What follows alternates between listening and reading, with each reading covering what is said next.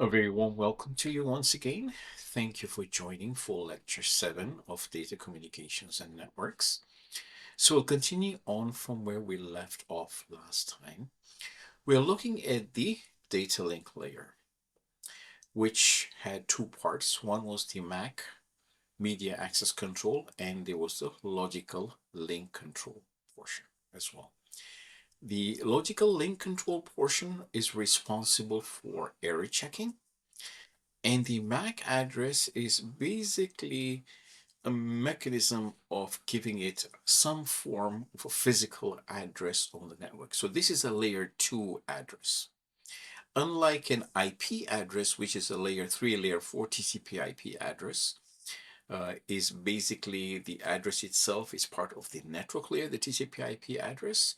But there's also the MAC address, which is a layer 2 portion of the address, which looks something like this, as you can see here. It's basically 6 bytes of information, you can see it here, represented as 12 hexadecimal digits. This is also known as the physical address.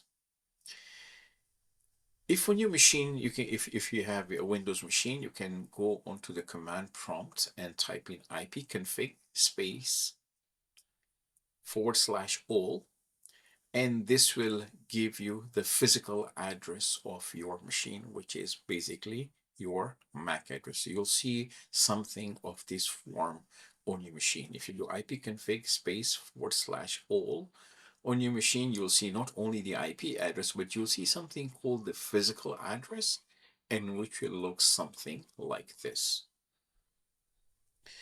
So the local area network uses a 48-bit or a 6-byte physical address written as 12 hexadecimal digits.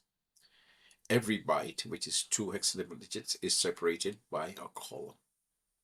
These 6 hexadecimal digits are vendor specific. Example, Cisco will have its own unique 6 hexadecimal digits. Dell will have its own unique 6 hexadecimal digits, and so on and so forth. The first 3 sets of digits, so the first 6 digits will be vendor specific, and then the last 6 digits will be something that the vendor has produced, right? So the first 6 digits will be a clue to who the vendor actually is. Right? Now let's try and understand how communications actually work. So let's take an example here. So I'm just going to, I'm going to turn over away from my camera so I can actually use my mouse to point things in here. So what we have here is we have a network in which we have a router here. The circular nature of this device here indicates this is a router. This is a switch over here. So we have two switches in here in this network. We have these 2 switches connected by a router, and each of the switches has a couple of computers connected to it. Okay? So we have a computer A, we have a computer B. They are happening to be on the same network. How can we figure that out? Is you can see we have a /24 address. /24 implies the first 3 octets here of the IP address are the network address. The first 3 octets indicate the network address, and the last octet, the .1, implies the host address. So you can see here, if you look at the first 3 octets, we have 192.168.1 over here. And you can see in computer B, we have 192.168.1. So you can see the network address in both cases are exactly the same. The host address, which is a .2 over here and a .1 over here, is different, right? So the whole idea here is for the computers to be on the same network. The network address, which in this case is the first 3 octets, are exactly the same, 192.168.1, 192.168.1. You can see on computer C that the first 3 octets now are different from what we saw here. We saw 192.168.1 over here, but we see here 192.168.2 over here.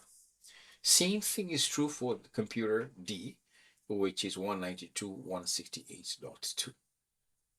Right? So these two are on the same network because their network addresses are exactly the same. while here these two machines are on the same network because their two network addresses happen to be the same. Okay. So we have a switch in here, which is a 21-24 implies 24 ports. They all belong to the same VLAN, VLAN1, and they all have the IP address 192.168.1. This is the network address, and then there's a host address, the .x, the last component, which is the host address, changes. Right? So here we're just depicting two computers. There could be 10 computers here, but here we're just trying to see how everything is laid out so we can understand how networking actually works. So we have this switch here, which belongs to this network address 192.168.1. Then we have VLAN 2, which belongs to 192.168.2. Okay. These two switches are connected by a router. For communication to take place between two different networks, they need to be connected via a router. Only a router can be used to transport information from one network to the other, right? Now, this is a router here. One of the ports of the router is connected to this switch in here. This port on the router, the first component needs to be on the same network. We had 192.168.1 over here.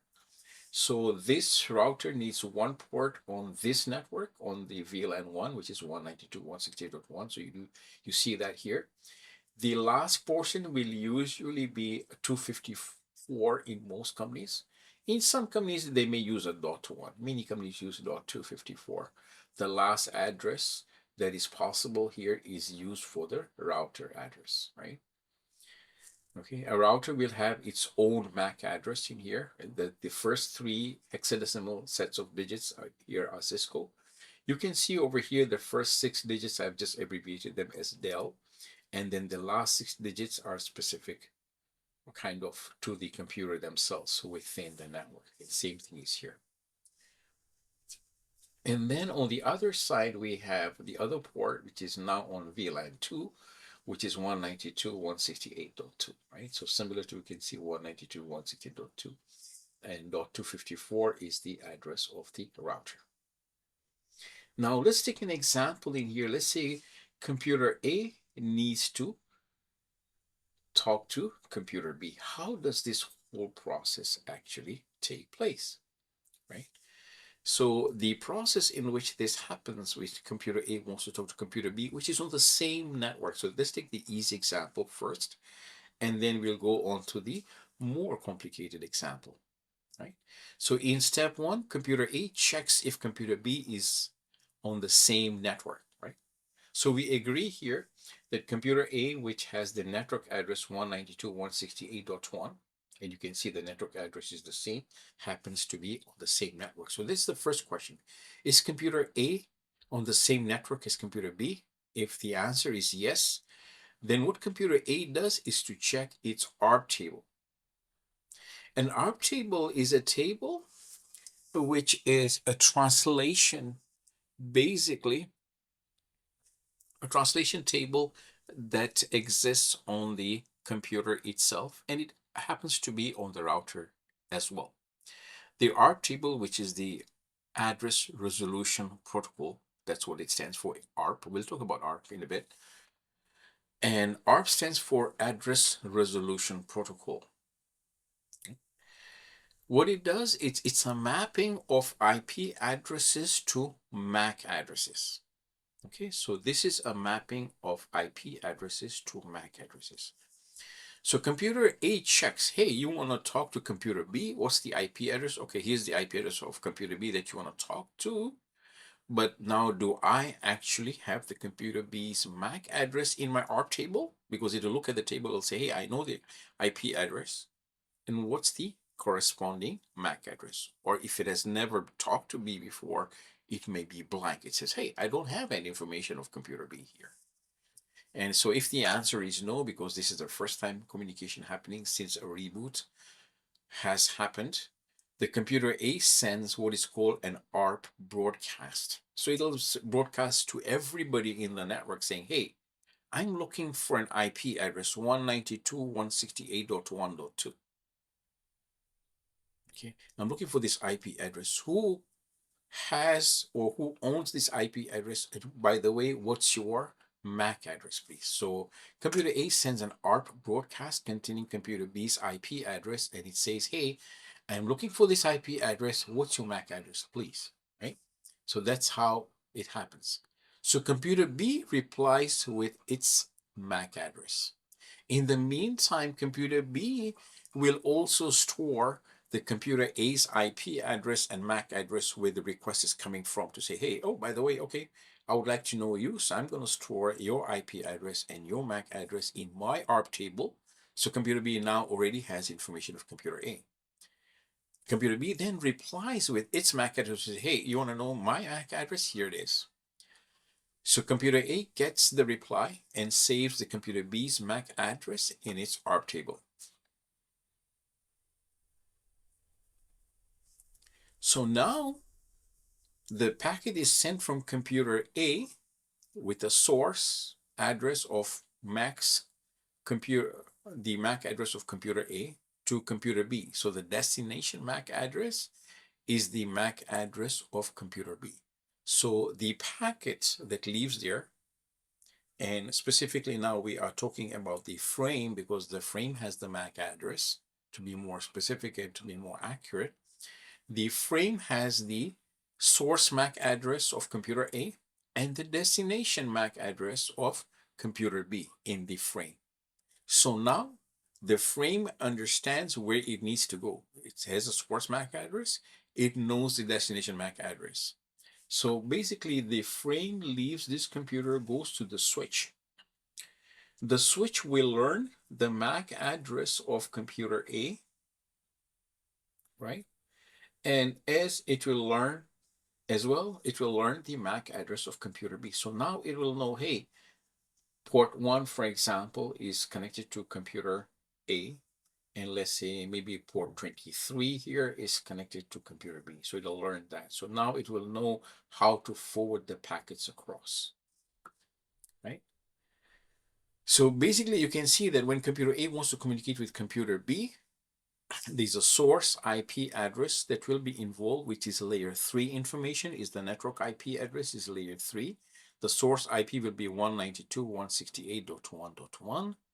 The destination IP address will be 192.168.1.2. There'll be a source MAC address 000001 after the del, and there'll be the destination MAC address. Okay. So this is how communication happens. So basically, as I mentioned before, the idea here is for computer A to learn the MAC address of computer B. Once it learns the MAC address, it knows what type of a frame to format to pass over to computer B. So if you look at any computer, you can do a get MAC address, or you can do ipconfig /all to get the MAC address of the computer. And then you can do an ARP -A to look at the mapping between IP addresses and MAC addresses or physical address. So MAC address is also called the physical address. So this is the MAC address of the computer which has this IP address. If you look at your home computer, you can do the same ARP -A on your home computer, and you will be able to see, let's say, the IP address of your home router, and you'll see the physical address. So it should have learned by now the physical address of your router and all the devices that reside on your home network. That's all for today. Thanks so much for listening in. We'll talk more about communications, especially the next phase will be even more interesting when we talk about communications of computers between two different networks. How does that occur? So that'll be your next lecture. Have a great one. Take care.